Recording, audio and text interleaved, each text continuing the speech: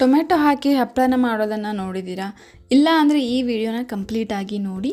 Hello friends, welcome to ನಂದ ಸವಿರುಚಿ. ಬೇಸಿಗೆ ಅಂತೂ start ಆಯಿತು, ಸಂಡಿಗೆ ಹಪ್ಪಳ ಮಾಡೋದು ಟೈಮ್ ಬಂದಾಯಿತು. ನಾನಿವತ್ತು ಟೊಮೆಟೊ ಹಾಕಿ ಒಂದು ಹಪ್ಪಳ ಮಾಡ್ತಾಯಿದ್ದೀನಿ. ನಿಜವಾಗ್ಲೂ ತುಂಬ ಟೇಸ್ಟಿಯಾಗಿರುತ್ತೆ, ಬಾಯಲ್ಲಿಟ್ಟರೆ ಕರಗುತ್ತೆ. ಬನ್ನಿ ಈಗ ಹೇಗೆ ಮಾಡೋದು ನೋಡೋಣ, ಮತ್ತು ಇದಕ್ಕೆ ಏನೇನು ಇಂಗ್ರೀಡಿಯೆಂಟ್ಸ್ ಬೇಕು ನೋಡೋಣ. ಮೊದಲಿಗೆ 3/4 ಕಪ್ ಅಕ್ಕಿ ಹಿಟ್ಟು ತೊಗೊಂಡಿದ್ದೀನಿ, ಮತ್ತು 2 ಟೊಮೆಟೊ ಕಟ್ ಮಾಡಿ ತೊಗೊಂಡಿದ್ದೀನಿ, ಸ್ವಲ್ಪ ದೊಡ್ಡದಾಗಿ ಪೀಸ್ ಮಾಡಿ ತೊಗೊಂಡಿದ್ದೀನಿ. ಆಮೇಲೆ ಹಸಿ ಖಾರ ತೊಗೊಂಡಿದ್ದೀನಿ. ಇದನ್ನು 2 ಹಸಿಮೆಣಸಿನ್ಕಾಯಿ ತೊಗೊಂಡು ಸ್ವಲ್ಪ ಉಪ್ಪು ಮತ್ತು ಒಂದು 2 ಹೆಸರು ಬೆಳ್ಳುಳ್ಳಿ ಹಾಕಿ ರುಬ್ಬಿದ್ದೀನಿ. ಆಮೇಲೆ 3/4 ಕಪ್ ಹಿಟ್ಟಿಗೆ 1.5 ಕಪ್ ನೀರು ತೊಗೊಂಡಿದ್ದೀನಿ, ಮತ್ತು ಒಂದು ಅರ್ಧ ಟೇಬಲ್ ಸ್ಪೂನ್ ಜೀರಿಗೆ, 1 ಟೇಬಲ್ ಸ್ಪೂನ್ ಬಿಳಿ ಎಳ್ಳು, ಮತ್ತು ಅರ್ಧ ಟೇಬಲ್ ಸ್ಪೂನ್ ಅಜ್ವೈನ್ ತೊಗೊಂಡಿದ್ದೀನಿ, ಮತ್ತು ರುಚಿಗೆ ತಕ್ಕಷ್ಟು ಉಪ್ಪು ತೊಗೊಂಡಿದ್ದೀನಿ. ಬನ್ನೀಗ ಇದನ್ನು ಹೇಗೆ ಮಾಡೋದು ನೋಡೋಣ. ಮೊದಲಿಗೆ ಟೊಮೆಟೊನ ಮಿಕ್ಸಿ ಜಾರಿಗೆ ಹಾಕ್ಕೊಂಡು ಚೆನ್ನಾಗಿ ನುಣ್ಣಗೆ ರುಬ್ಬಿ ಪೇಸ್ಟ್ ಮಾಡ್ಕೊಂಡು ತೊಗೊಳ್ತಿದ್ದೀನಿ. ಇದನ್ನು ನಾನು ಒಂದು ಚಾನಿಗೆ ತೊಗೊಂಡು ಅದಕ್ಕೆ ಕೆಳಗೆ ಒಂದು ಪಾತ್ರೆ ಇಟ್ಕೊಂಡು ಇದರಲ್ಲಿರೋ ಟೊಮೆಟೊ ರಸ ಮಾತ್ರ ತೊಗೊಳ್ತಿದ್ದೀನಿ. ಇದರಲ್ಲಿ ಸ್ವಲ್ಪ ಬೀಜ ಎಲ್ಲ ಇರುತ್ತೆ, ಅದಕ್ಕೆ ಅದನ್ನು ಈ ರೀತಿ ಮಾಡಿ ತೊಗೊಳ್ತಿದ್ದೀನಿ, ಸೋಸಿ ತೊಗೊಳ್ತಿದ್ದೀನಿ. ಈ ರೀತಿಯಾಗಿ ಸ್ಪೂನಿಂದ ಇದನ್ನು ಚೆನ್ನಾಗಿ ರಸ ತೊಗೊಳ್ತಿದ್ದೀನಿ. ಆಮೇಲೆ ಅದೇ ಮಿಕ್ಸಿ ಜಾರಿಗೆ ಒಂದು ಅರ್ಧ ಕಪ್ ನೀರು ಹಾಕ್ಕೊಳ್ತಿದ್ದೀನಿ.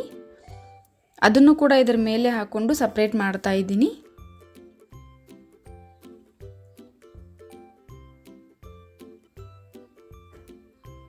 ಈಗ ಇದಕ್ಕೆ ನಾನು 3/4 ಕಪ್ ಅಕ್ಕಿ ಹಿಟ್ಟು ಹಾಕ್ತಾ ಇದ್ದೀನಿ. ಆಮೇಲೆ ಅಜ್ವೈನ್ ಹಾಕ್ತಾ ಇದ್ದೀನಿ. ಆಮೇಲೆ ಜೀರಿಗೆ ಹಾಕ್ಕೊಳ್ತಿದ್ದೀನಿ. ಆಮೇಲೆ ಬಿಳಿ ಎಳ್ಳು ಹಾಕ್ಕೊಳ್ತಿದ್ದೀನಿ. ಆಮೇಲೆ ಹಸಿ ಖಾರ ಹಾಕ್ತಾ ಇದ್ದೀನಿ, ಮೆಣಸಿನ್ಕಾಯಿ ಪೇಸ್ಟ್ ಹಾಕ್ತಾ ಇದ್ದೀನಿ. ಆಮೇಲೆ ರುಚಿಗೆ ತಕ್ಕಷ್ಟು ಉಪ್ಪು ಹಾಕ್ತಾ ಇದ್ದೀನಿ. ಇದನ್ನೆಲ್ಲ ಹಾಕಿದ್ಮೇಲೆ ಇದನ್ನು ಚೆನ್ನಾಗಿ ಮಿಕ್ಸ್ ಮಾಡ್ಕೋಬೇಕು. ಇದಕ್ಕೆ ಹಸಿ ಖಾರ ಹಾಕೋದ್ರಿಂದ ಹಪ್ಪಳ ತಿನ್ನೋವಾಗ ಖಾರವಾಗಿ ಸಖತ್ತಾಗಿರುತ್ತೆ. ಆಮೇಲೆ ಇದಕ್ಕೆ ಇನ್ನೂ ಅರ್ಧ ಕಪ್ ನೀರು ಹಾಕ್ಕೊಳ್ತಿದ್ದೀನಿ. ಚೆನ್ನಾಗಿ ಮಿಕ್ಸ್ ಮಾಡ್ಕೋಬೇಕು. ಇದು ತುಂಬ ತೆಳ್ಳಗೆ ಮಾಡ್ಕೋಬಾರ್ದು, ಸ್ವಲ್ಪ ತಿಕ್ಕಾಗಿರಬೇಕು. ಮತ್ತೆ ಅರ್ಧ ಕಪ್ ನೀರು ಹಾಕ್ಕೊಳ್ತಿದ್ದೀನಿ. ಇದನ್ನು ನೀರು ಹಾಕ್ಕೊಂಡು ಚೆನ್ನಾಗಿ ಮಿಕ್ಸ್ ಮಾಡ್ಕೋಬೇಕು. ಇದು ಈ ರೀತಿ ಕನ್ಸಿಸ್ಟೆನ್ಸಿಗೆ ಬರಬೇಕು ನೋಡಿ. ಸ್ಪೂನ್ಗೆ ಈ ರೀತಿ ಅಂಟ್ಕೋಬೇಕು. ಕನ್ಸಿಸ್ಟೆನ್ಸಿಯಲ್ಲಿ ಇದ್ದರೆ ಹಿಟ್ಟು ಚೆನ್ನಾಗಿ ಬರುತ್ತೆ. ನಾನೀಗ ಒಂದು ದೊಡ್ಡ ಪಾತ್ರೆಯಲ್ಲಿ ತಣ್ಣಗಿರೋ ನೀರು ಹಾಕ್ಕೊಂಡು ಸೈಡ್ ಇಡ್ತಾ ಇದ್ದೀನಿ. ಆಮೇಲೆ ಒಂದು ತಟ್ಟೆ ತೊಗೊಂಡು ಅದಕ್ಕೆ ಸ್ವಲ್ಪನೇ ಹಿಟ್ಟು ಹಾಕ್ಕೊಂಡು ಇದನ್ನು ಈ ರೀತಿಯಾಗಿ ಸ್ಪ್ರೆಡ್ ಮಾಡ್ಕೋಬೇಕು. ಅದೇ ರೀತಿ ನಾನು ಎಲ್ಲನೂ ಮಾಡ್ಕೊಳ್ತಿದ್ದೀನಿ. ಇದನ್ನು ನಾವು ಸ್ಟೀಮ್ ಮಾಡ್ಕೋಬೇಕು. ಅದಕ್ಕೆ ಒಂದು ಪಾತ್ರೆಗೆ ನೀರು ಹಾಕ್ಕೊಂಡು ಅದಕ್ಕೆ ಒಂದು ಅರ್ಧ ನಿಂಬೆಹಣ್ಣು ಕಟ್ ಮಾಡಿ ಹಾಕಿದ್ದೀನಿ. ಈ ರೀತಿ ಹಾಕೋದ್ರಿಂದ ಪಾತ್ರೆ ಕಪ್ಪಾಗಲ್ಲ. ಆಮೇಲೆ ಈ ತಟ್ಟೆನ ಇಟ್ಕೊಳ್ತಿದ್ದೀನಿ. ಇದನ್ನು 2 ನಿಮಿಷಗಳ ಕಾಲ ಬಿಡಬೇಕು. ಇದು ಕರೆಕ್ಟಾಗಿ 2 ನಿಮಿಷಗಳ ಕಾಲ ಬೇಯಿಸ್ಕೋಬೇಕು. 2 ನಿಮಿಷ ಆದಮೇಲೆ ಈ ಪ್ಲೇಟ್ನ ಉಲ್ಟಾ ಮಾಡಿ ಮತ್ತೆ ಒಂದು 2 ನಿಮಿಷಗಳ ಕಾಲ ಬಿಡ್ತಾ ಇದ್ದೀನಿ. ಜಾಸ್ತಿ ಬಿಟ್ಟರೆ ಹಪ್ಪಳ ಉದುರ್ಕೊಂಡು ನೀರಲ್ಲಿ ಬೀಳುತ್ತೆ, ಅದು ವೇಸ್ಟ್ ಆಗಿಬಿಡುತ್ತೆ. ಮತ್ತು ಇದನ್ನು ಮಾಡ್ತಾ ಒಂದು ಬಟ್ಟೆನ ಯೂಸ್ ಮಾಡಿ, ಇಲ್ಲಾಂದರೆ ಕೈ ಸುಡೋ ಚಾನ್ಸಸ್ ತುಂಬ ಇರುತ್ತೆ. ಇದನ್ನು 2 ಸೈಡ್ ಬೇಯಿಸಿದ ಮೇಲೆ ಇದನ್ನು ತಣ್ಣಗಾಗೋದಕ್ಕೆ ನೀರು ಹಾಕಿರೋ ಪಾತ್ರೆಯಲ್ಲಿ ಇಡ್ತಾ ಇದ್ದೀನಿ. ಇಲ್ಲಿ ನಾನು ಇದನ್ನು 1 ನಿಮಿಷಗಳ ಕಾಲ ಇಡ್ತಾ ಇದ್ದೀನಿ, ಅಷ್ಟರಲ್ಲಿ ಇದು ತಣ್ಣಗಾಗಿರುತ್ತೆ. ಆಮೇಲೆ ಇದನ್ನು ತೆಗೆದು ಒಂದು ಸೂಜಿ ಸಹಾಯದಿಂದ ಈ ರೀತಿಯಾಗಿ ಒಂದು ಸೈಡ್ ಸ್ವಲ್ಪ ತಕ್ಕೊಂಡು ತೊಗೊಳ್ತಿದ್ದೀನಿ.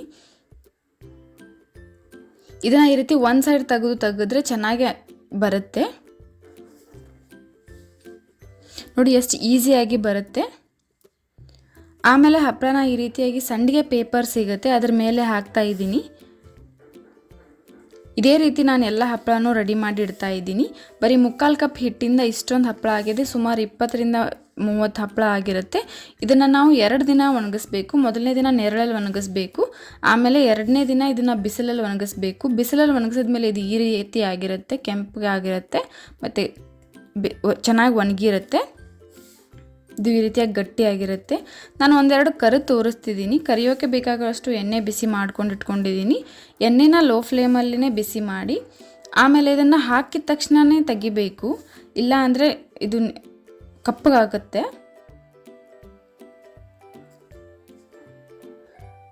ಹಾಕಿದ ತಕ್ಷಣ ಈ ಥರ ಚೆನ್ನಾಗಿ ಕರ್ದಿರುತ್ತೆ.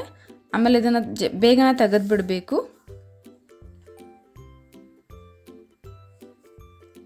ಇದನ್ನು ನೀವು 1-2 ವರ್ಷಗಳ ಕಾಲ ಇಟ್ಕೊಂಡು ತಿನ್ಬೋದು. ತುಂಬ ಚೆನ್ನಾಗಿರುತ್ತೆ, ಮಕ್ಕಳಿಗೆಲ್ಲ ತುಂಬ ಇಷ್ಟ ಆಗುತ್ತೆ, ಕ್ರಿಸ್ಪಿಯಾಗಿರುತ್ತೆ, ಬಾಯಲ್ಲಿಟ್ಟರೆ ಕರಗುತ್ತೆ. ನೀವು ಒಂದ್ಸಲ ಟ್ರೈ ಮಾಡಿ. ನೀವು ಇನ್ನೂ ನಮ್ಮ ಚಾನಲ್ನ ಸಬ್ಸ್ಕ್ರೈಬ್ ಮಾಡಿಲ್ಲ ಅಂತಂದರೆ ಪ್ಲೀಸ್ ಈಗಲೇ ಹೋಗಿ ಸಬ್ಸ್ಕ್ರೈಬ್ ಮಾಡಿ. ಮತ್ತು ಇದೇ ರೀತಿ ನಾನು ಹಾಕೋ ಎಲ್ಲ ವೀಡಿಯೋ ನೋಟಿಫಿಕೇಷನ್ಗೆ ಪಕ್ಕದಲ್ಲಿರೋ ಬೆಲ್ ಐಕಾನ್ನ ಕ್ಲಿಕ್ ಮಾಡಿ. ಮತ್ತು ಈ ವಿಡಿಯೋ ನಿಮಗೆ ಇಷ್ಟ ಆಗಿದರೆ ಪ್ಲೀಸ್ ಲೈಕ್ ಮಾಡಿ, ಶೇರ್ ಮಾಡಿ, ಕಮೆಂಟ್ ಮಾಡಿ. ಮತ್ತು ಇದೇ ರೀತಿ ಟೇಸ್ಟಿ ರೆಸಿಪೀಸ್ಗೆ ನಮ್ಮ ಚಾನಲ್ನ ಸಬ್ಸ್ಕ್ರೈಬ್ ಮಾಡೋದನ್ನು ಮರಿಬೇಡಿ. Thank you.